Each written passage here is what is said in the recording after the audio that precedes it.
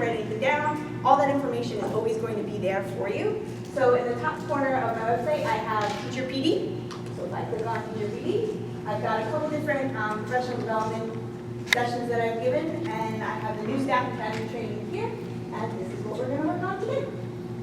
So a couple goals for today. I want to talk about a little bit what is gifted ed and who are the gifted, and assessing common myths about gifted and gifted ed, discussing the programming and opportunities that we have available in our district. They're constantly changing, they're constantly being updated. So I'm going to tell you what we have available to offer right now.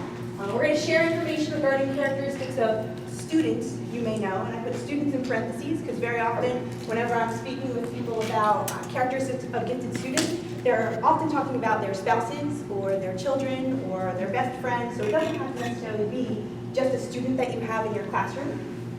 We'll talk about some implications of those characteristics, both the cognitive and the affective characteristics of gifted learners and gifted behaviors, because there's positive implications as well as negative implications that go along with those.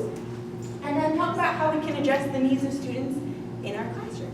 But this is still just a very basic Gifted 101, broad overview of, where do we begin, kind of. So I have some information on this page, I'm not going to read to you every slide because the slides and the PowerPoint is up there. If you want to go back and dig deeper into it, I'm always available to discuss.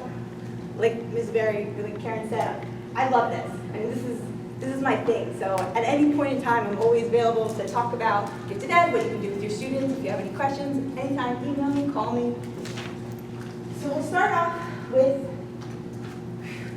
some myths about gifted ed, because I'm sure when you first hear about gifted and talented education, there's a lot of different things swirling in your mind.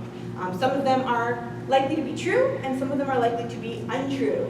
So when we talk about myths for gifted ed, I want you to think, when you hear anybody mention something, think in your mind, well, what part of this statement could be true, and what part of this statement could be false. So I've got a whole bunch of myths here, but one thing that I want to point out, let's say, well, I don't know, gifted students don't need help, they'll do fine on their own. Well, some people might think that that's a truth, because very often gifted students are independent. It can seem like they're doing work on their own, and it can seem like they're able to sustain themselves. They're very self-directed while they're working. But does that necessarily mean that they're able to do everything on their own and don't ever need help? No. So that statement does have some truths associated with it, but it also is a myth, because we know that the gifted learners in our classroom are just as important and just as needy as any other learners that we have. Although their needs may be different from other students in your classroom, they still need to be addressed. So I have a whole bunch of myths about gifted ed that, again, every time you hear someone discuss it, I want you to think in your head, what's true and what's false? How can we fit these together?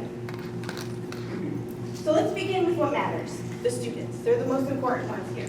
So what I want to do is I have a little aptitude here, and I want you to think about a high-ability student you know. It doesn't have to be someone in your class. It could be a friend of yours, a spouse, a child.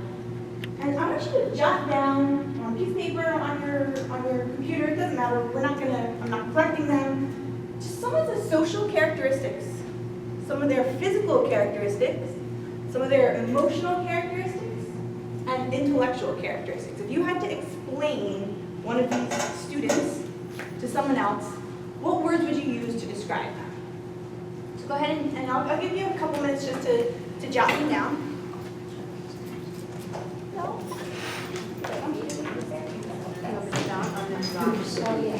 Here, you want to share?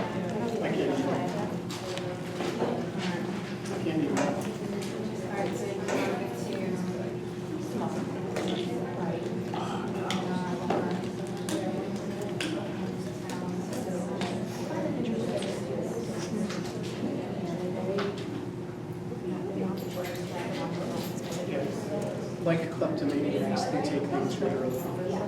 You don't have to give names or anything, just write down characteristics. No, they're like kleptomaniacs. They take things literally.